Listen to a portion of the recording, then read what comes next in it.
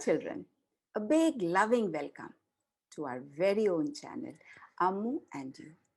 I, Ammu, loves narrating stories, and I'm very choosy about the stories that I wish to narrate.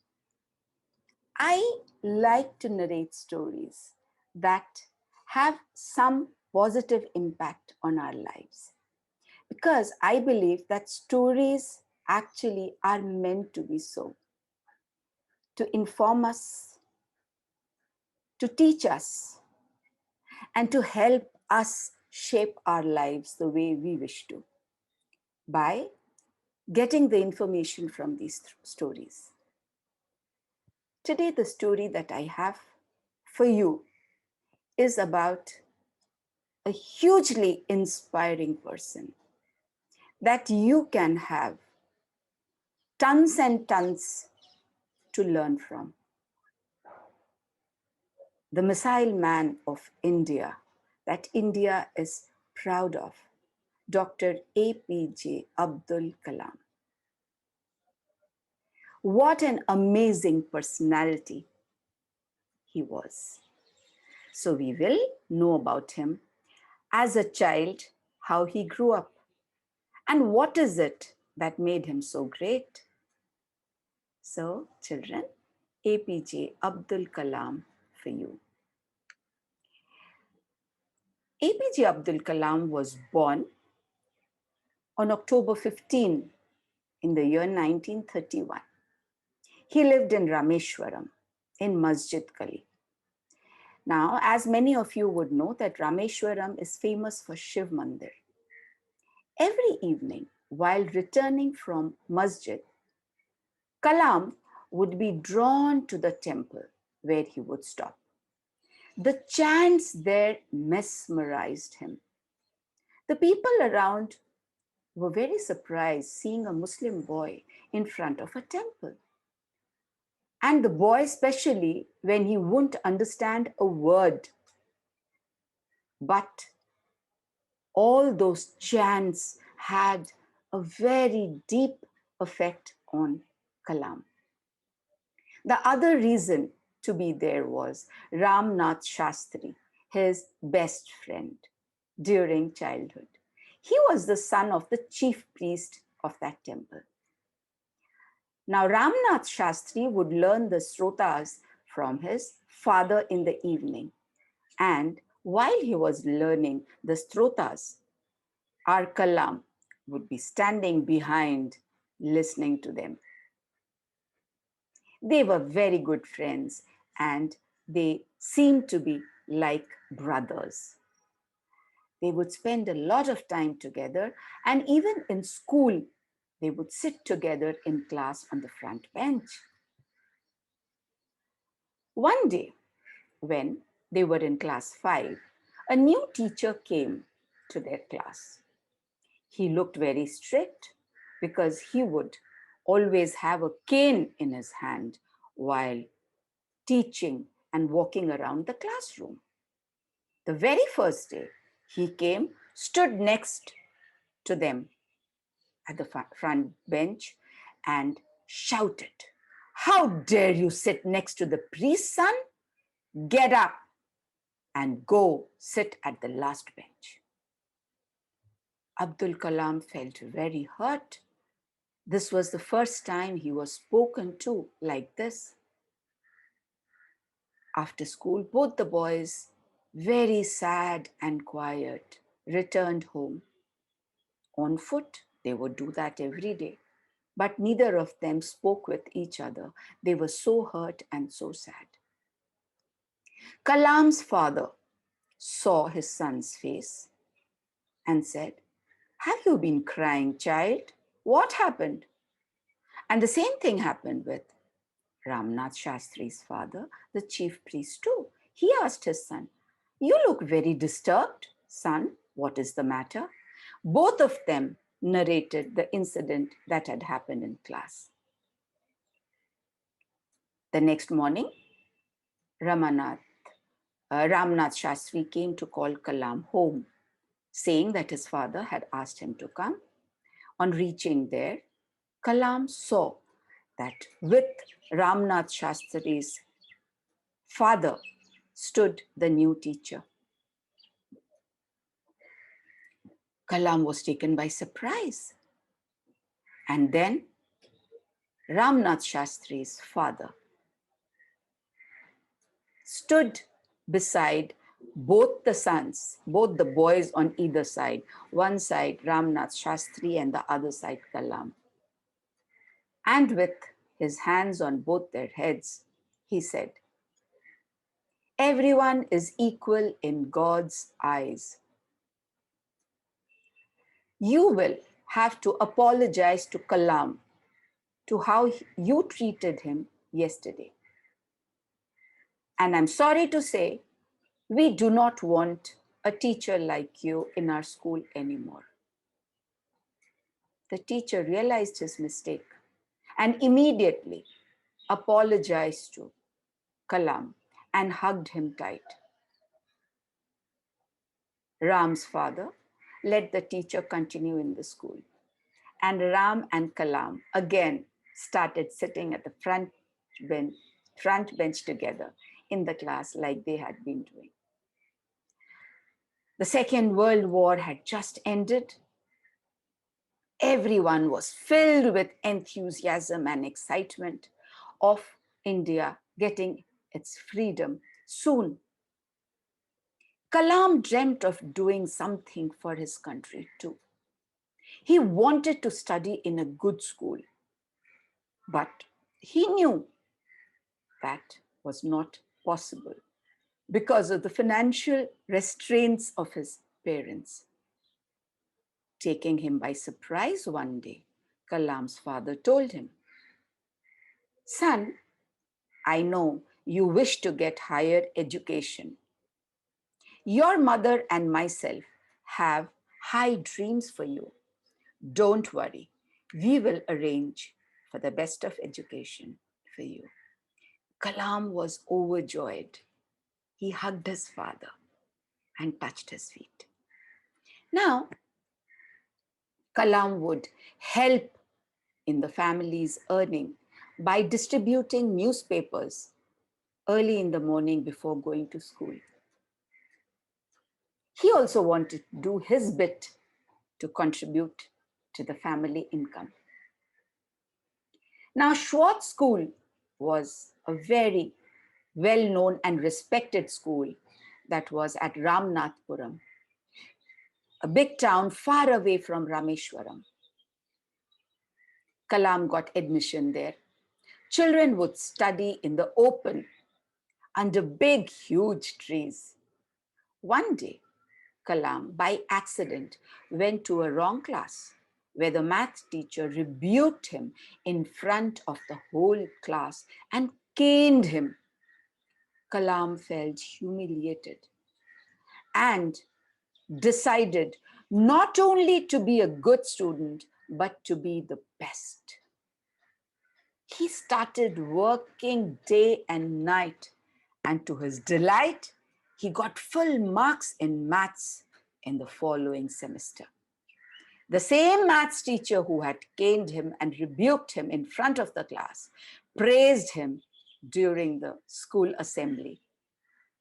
When he returned home, his parents were filled with joy. His mother had made homemade sweets, and his father distributed them among all in Rameshwaram.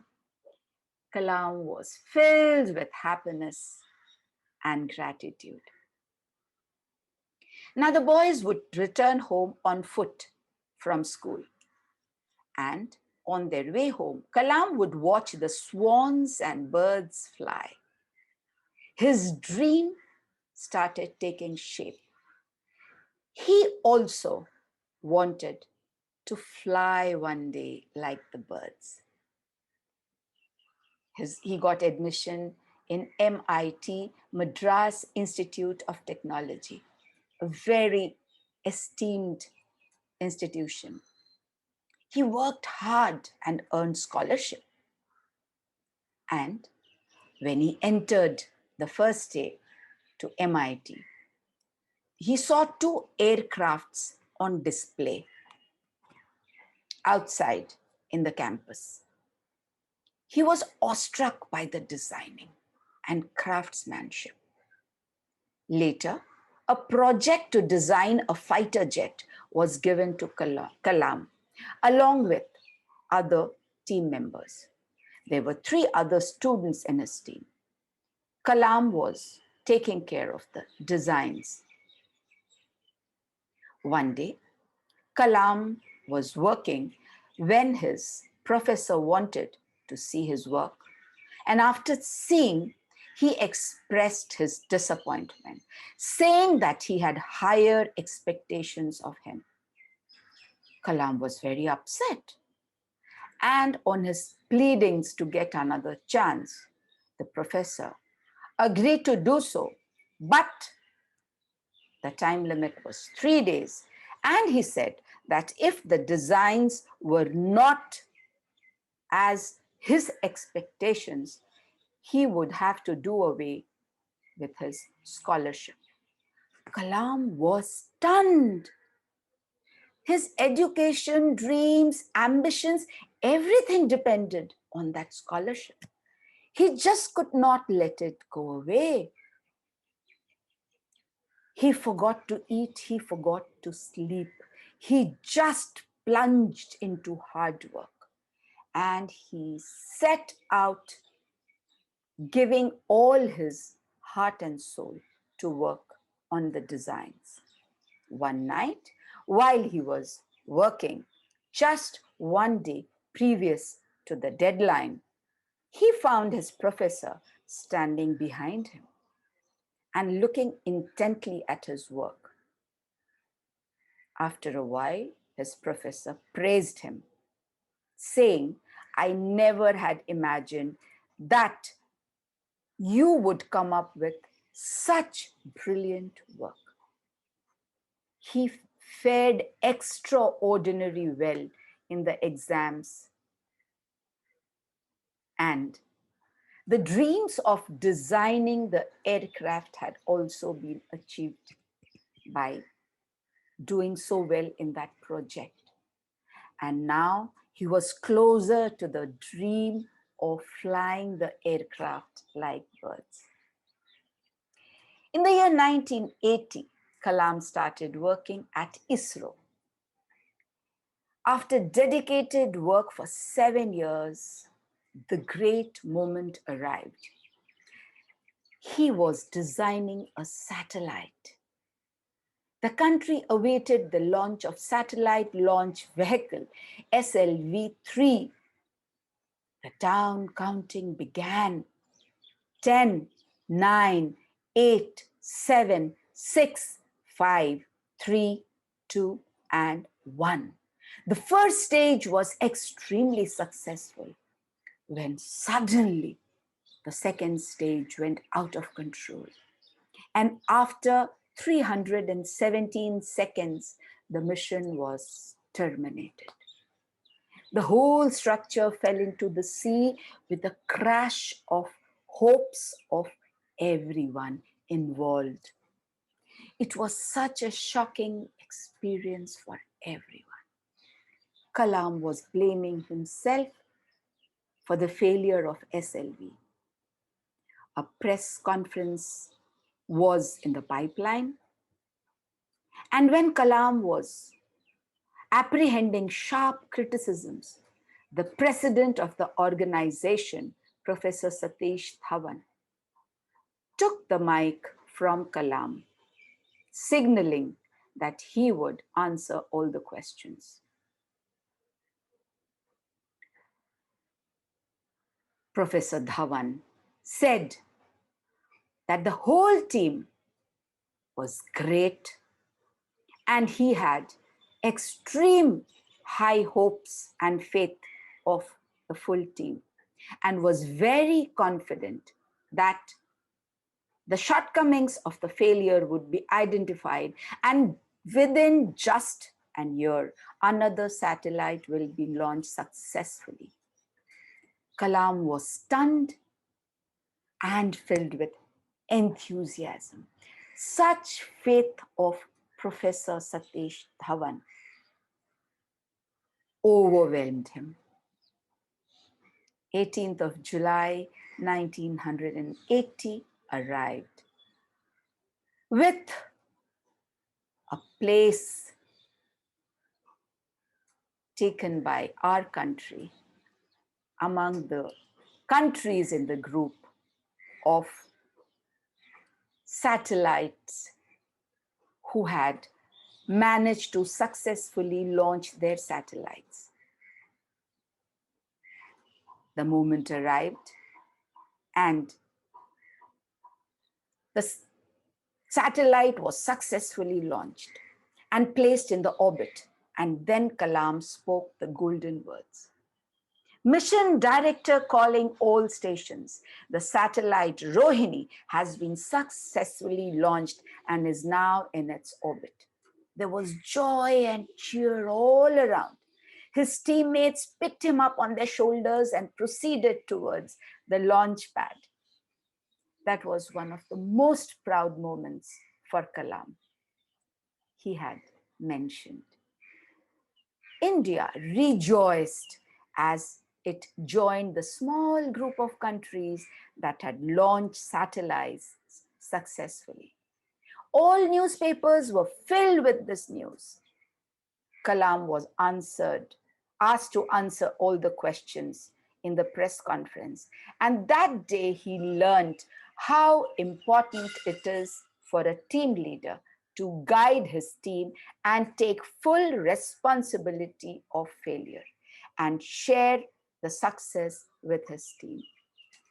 This is what he had learned from Professor Satish Dhawan.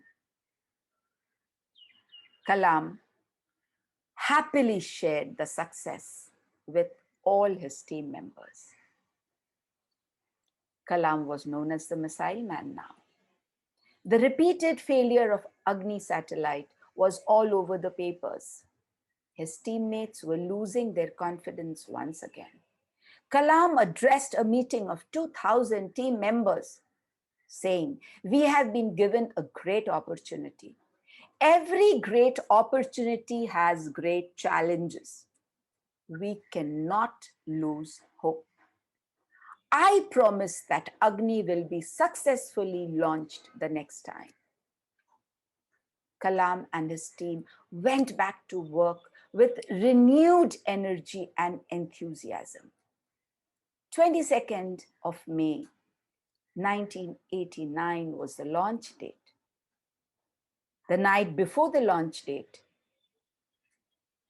the defense minister who had flown down for the launch was taking a walk by the sea with Kalam. He asked Kalam, "What would you like as a reward for the successful launch of Agni tomorrow, Kalam?"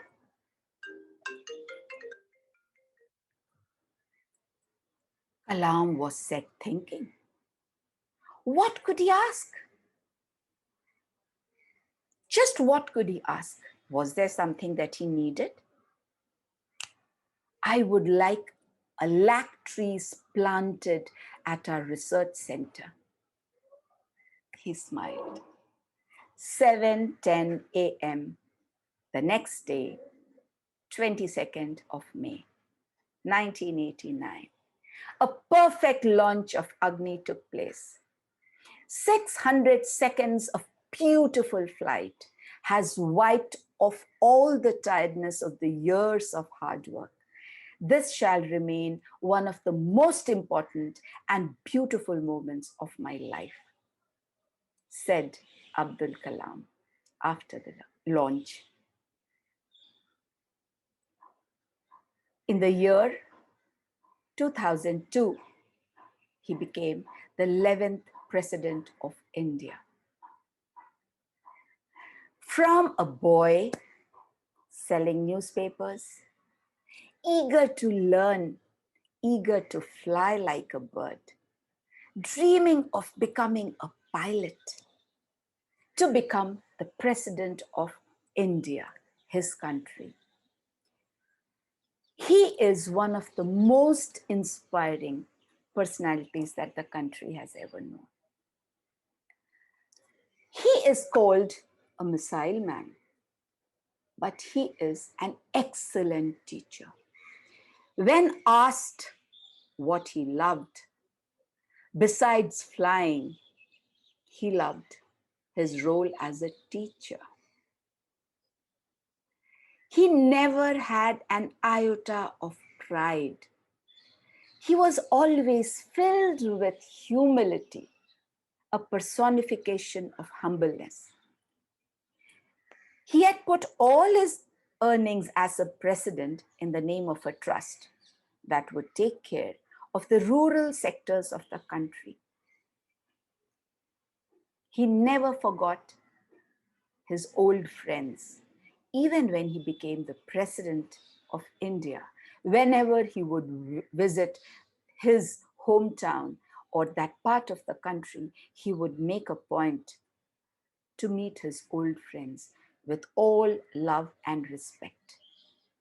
He indeed was a true patriot and always was firmly grounded. All this power, success made him even more humble. So, Dr. Apj Abdul Kalam is remembered by one and all today in our country, not only in our country, but by the world all around as the missile man of India. A great soul, a humble man, and an excellent teacher. The role he loved the most. He loved children, being with them, because he wanted to give them wings to fly through his teaching. Children, I am sure this story would definitely inspire you to read more about this amazing man. Read about him to know such outstanding, amazing qualities that he was made of, and try to imbibe some of them into your own self. If you like the story, like, share, subscribe. Please press the bell icon. Be good. Try to be like Abdul Kalam if you really have been inspired by him. Wait for Ammu, who will come back again to tell you another inspiring and beautiful story. Thank you for watching and listening to the story. Bye bye, children.